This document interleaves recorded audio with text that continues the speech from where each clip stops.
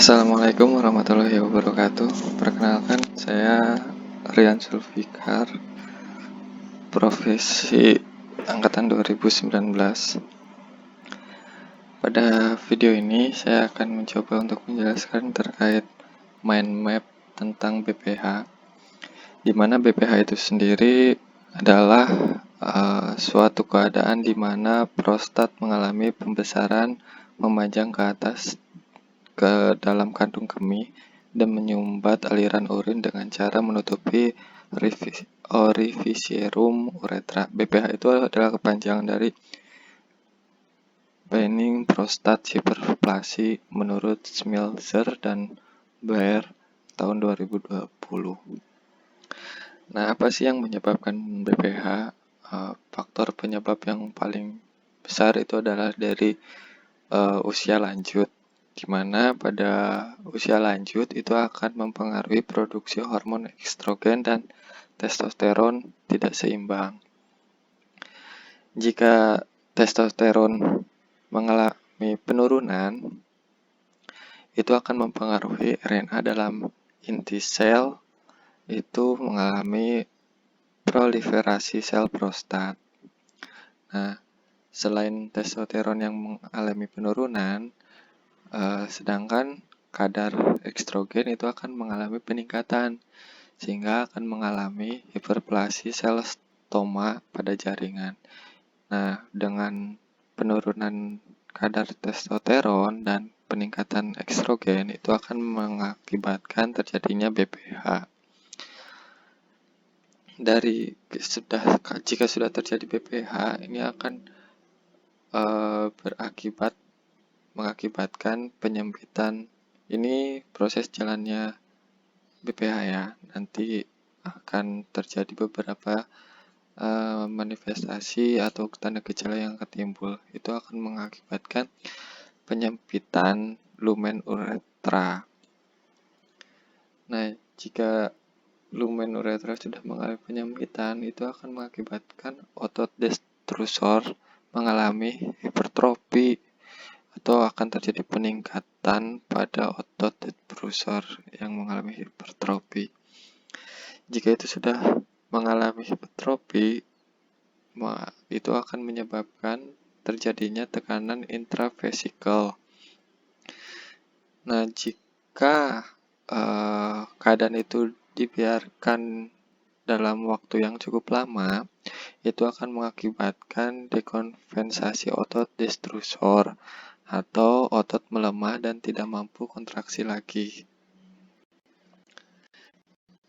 Nah, jika otot sudah tidak mampu berkontraksi lagi, itu akan mengakibatkan beberapa hal. Yang pertama, mengakibatkan destrusor dalam tubuh butuh waktu yang lama untuk melawan resisten urin, sehingga akan mengakibatkan resistansi yang sering mengakibatkan menjadi sering mengejan. Pasien itu sering mengejan pada saat PHK karena dia membutuhkan dorongan untuk mengeluarkan urinnya itu sendiri. Nah, kalau sering mengejan dengan waktu yang lama, itu akan mengakibatkan tekanan intraabdomen meningkat dan akan mengakibatkan komplikasi yaitu hemoroid atau hernia. Nah, dari destrusor tubuh yang karena destrusor butuh waktu lama, itu juga akan mengakibatkan itu pancaran urinnya melemah. Yang tadi kan sering mengejan karena tersumbat dan dia butuh tenaga ekstra untuk mengejan, untuk membantu proses mengeluarkan urin. Nah, otomatis ini pancaran urinnya itu akan melemah. Ini biasanya jadi tanda gejala untuk pasien BPH, itu salah satunya adalah pancaran urin yang melemah. Terus kemudian detrusornya itu tidak akan stabil. Itu akan mengakibatkan kontraksi involuntar dan pasien tidak mampu untuk menahan kencing, yang akan timbul tanda gejalanya urgensi dan disuria. Kemudian selain destrusor tidak stabil, destrusor tidak mampu mengatasi resisten uretra sampai akhir miksi. Itu itu akan menyebabkan intermitensi sehingga residu urin dalam vesika urinaria masih banyak atau tidak habis kosong banget gitu di vesika urinaria. Nah, jika residu urin dalam vesika urinaria masih banyak, tidak keluar semua, itu akan mengakibatkan pH-nya kan tidak puas. Dia merasa ingin kencing karena vesika urinarianya masih banyak mengandung urin. Nah, jika residu urin masih banyak dalam vesika urinaria, itu juga akan mengakibatkan saat BAK urin masih menetes. Jadi belum stop begitu aja. Nah, itu akan terjadi terminal dribbling yang menyebabkan tonus sphincter dan ureter selama tidur akan mengecil. Nah, ini salah satu juga akan mengakibatkan tanda gejala yang timbul pada pasien BPH, yaitu nokturia atau sering kencing di tengah malam. Nah, dari residu urin dalam vesika urinaria yang masih banyak, itu otomatis akan mengakibatkan pengosongan urinnya tidak sempurna atau incomplete. Nah, itu akan berdampak ke mixi interval yang memendek, sehingga pasien akan sering BK. Itu akan meningkatkan frekuensi BK, yang ini juga salah satu tanda gejala yang timbul pada pasien BPH, yaitu adanya peningkatan BAK, peningkatan frekuensi maksudnya. Kemudian adanya peregangan vesika urinaria melebihi kapasitas. Nah, itu akan menyebabkan spasmen otot sphincter, itu dia akan timbul rasa nyeri. Nah, jika timbul rasa nyeri, kita bisa mengangkat masalah keperawatan, yaitu nyeri akut. Selain spasme otot akan terjadi spasme otot sphincter, itu akan terjadi juga reflux urin ke ginjal. Itu sehingga disebabkan oleh hidroureter, hidronepsosis, itu yang akan mengakibatkan komplikasi gagal ginjal.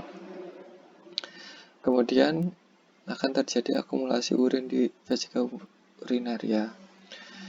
Nah, itu jadinya itu akan terjadi retensi urin. Dimana jika retensi urin ini sudah terjadi, kita juga akan timbul tuh permasalahan keperawatan, yaitu gangguan eliminasi urin. Nah, dari retensi urin itu akan mengakibatkan pengendapan zat-zat yang ada di dalam urin. Nah, jika ini berangsur lama, ini juga akan mengakibatkan komplikasi ke arah gagal ginjal. Selain ke arah gagal ginjal, dengan penumpukan zat-zat dalam urin, ini juga akan mengakibatkan komplikasi lain seperti akan terjadinya penumpukan, akan mengakibatkan jadi batu kandung kemih. Jika ini sudah terjadi, itu akan mengakibatkan iritasi dan berakhir menjadi hematuria atau terdapatnya darah pada urin. Nah, dari akumulasi urin di vesika urinaria juga itu akan meningkatkan pertumbuhan mikroorganisme. Nah, jika itu sudah terjadi, itu akan timbul masalah perawatan resiko infeksi atau sering juga terjadi infeksi saluran kemih di sini. Nah, kalau ini sering muncul dan berlarut lama dan muncul, itu akan berakibat komplikasi akhir itu gagal ginjal juga.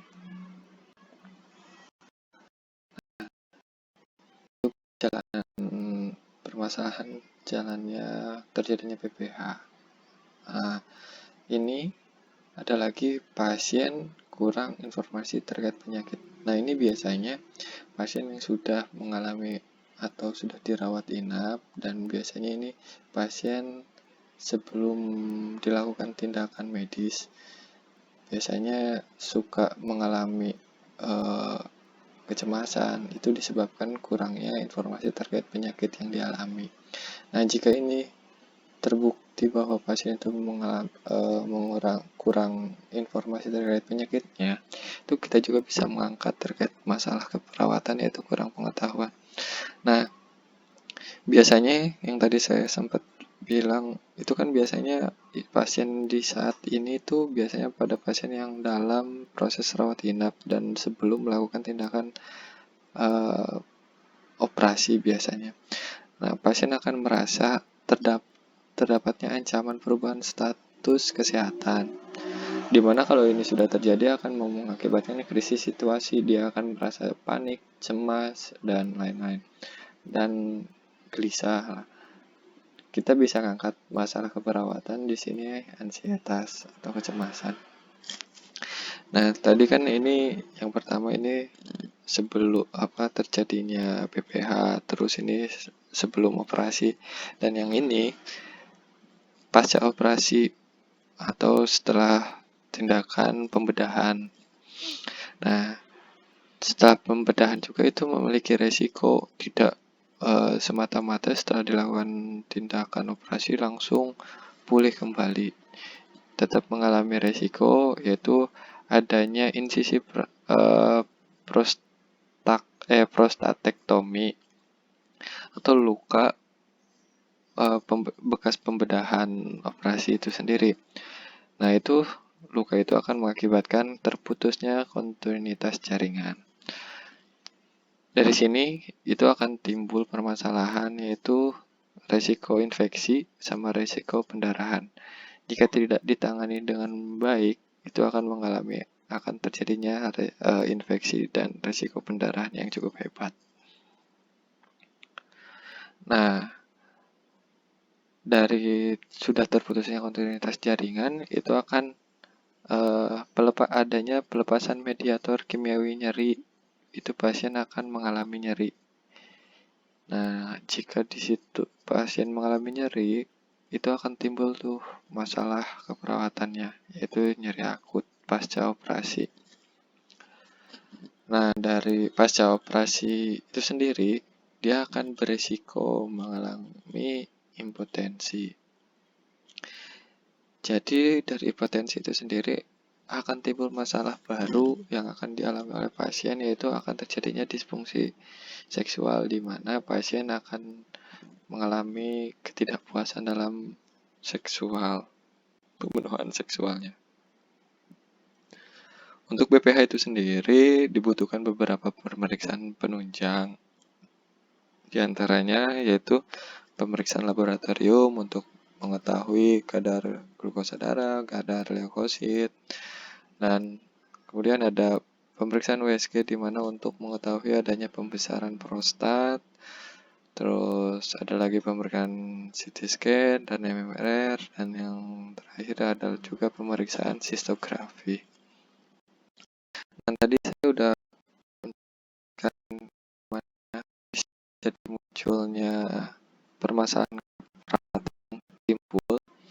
Maka dari situ saya mengangkat beberapa diagnosa keperawatan yang mungkin muncul pada pasien BPH itu sendiri. Yang pertama ada nyeri akut, ada gangguan eliminasi urin, sama ansietas. Untuk yang pertama yang nyeri akut, untuk outcome-nya saya memilih pain control dan pain level.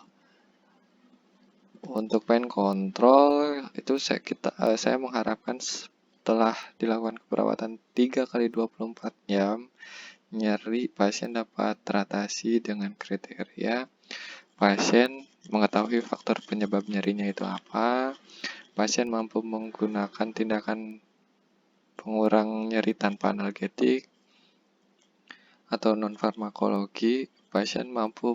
Yang ketiga, pasien mampu menggunakan tindakan pengurangan nyeri dengan analgetik yang dianjurkan. Terus yang outcome terkait pain level itu pasien mampu melaporkan skala nyerinya, yang jelas dia akan mengalami penurunan skala nyeri. Contohnya dari skala 8 menjadi skala 4. Pasien menunjukkan ekspresi wajah yang rileks, dan terakhir TTV pasien dalam batas normal. Untuk intervensinya saya mengangkat pain management.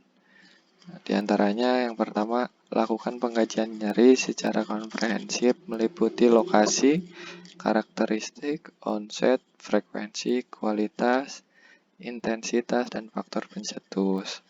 Yang kedua, observasi adanya petunjuk nonverbal mengenai ketidaknyamanan dari pasien. Ajarkan menggunakan teknik non-farmakologi seperti relaksasi, terapi musik, terapi nafas dalam, dan yang lain masih banyak. Yang keempat, berikan informasi mengenai nyeri, seperti penyebab nyeri itu dari mana, terus selama nyerinya berapa lama, sama penanganannya seperti apa untuk kondisi pasien. Yang terakhir, yaitu kolaborasi pemberian analgesik yang sesuai. Terus untuk kedua yaitu gangguan eliminasi urin. Untuk outcome-nya saya memilih pola eliminasi. Saya harapkan selama 3 kali 24 jam pasien diharap untuk pola eliminasinya pasien bisa teratasi dengan kriteria hasil pasien berkemih dalam jumlah yang normal, terus residu pasca berkemih kurang dari 50 mili. Terus pasien mampu berkemih sendiri tanpa alat bantu. Untuk implementasinya saya mengangkat manajemen eliminasi, yaitu tindakannya kita menjelaskan pada pasien tentang perubahan pola eliminasinya. Yang kedua, dorong pasien untuk berkemih tiap 2-4 jam dan bila merasa ingin berkemih. Jadi diharapkan pasien tidak menahan untuk kencing. Jika merasa ingin kencing, untuk segera kencing. Kemudian yang ketiga adalah observasi aliran dan kekuatan urin, ukuran residu urin pasca berkemih. Dan yang terakhir, kita melakukan kolaborasi dengan dokter dalam pemberian obat. Terus diagnosa yang ketiga adalah ansietas. Saya mengangkat untuk outcome-nya itu ansietas self control. Saya harapkan ansietas pada pasien dapat teratasi dengan kriteria postur tubuh, ekspresi wajah, bahasa tubuh, dan tingkat aktivitas menunjukkan berkurangnya kecemasan pada klien seperti tidak berkeringat, wajahnya tampak rileks. Terus yang kedua, klien mampu mengontrol kecemasan dengan mendengarkan terapi murotal. Untuk intervensinya, untuk ini murotal sebetulnya masih bisa diganti dengan yang lain, tapi saya mengangkat untuk murotal. Untuk intervensinya, saya mengangkat anxietas reduction. Yang pertama yaitu observasi tingkat kecemasan secara verbal dan nonverbal. Yang kedua, jelaskan dan persiapkan tindakan prosedur selama dilakukan tindakan. Yang ketiga, ajarkan teknik terapi murotal dan musik klasik untuk mengurangi kecemasan. Yang keempat, dorong keluarga untuk selalu menemani dan mendukung selama proses penyembuhan pasien. Nah, mungkin begitu dulu untuk penjelasannya. Untuk mind map ini saya mengacu pada daftar pustaka yang pertama dari Harjo Wijoto tahun 2011, benigna prostatik hiperplasia, itu diterbitkan di Surabaya dari Erlangga Universitas. Terus yang kedua dari Suparman tahun 2009, ilmu penyakit dalam jilid 2, dikeluarkan di Jakarta oleh FKUI. Yang ketiga, Smilzer dan Bear 2020, Asuhan Keperawatan Medikal Bedah Jakarta, diterbitkan oleh GC. Mungkin penjelasan dari saya dicukupkan sekian. Nanti jika ada koreksi atau ada kesalahan mohon maaf, dan nanti kita bisa teruskan dan mohon untuk dikoreksi untuk dalam tahap pembelajaran ini. Sekian dari saya akhiri. Assalamualaikum warahmatullahi wabarakatuh.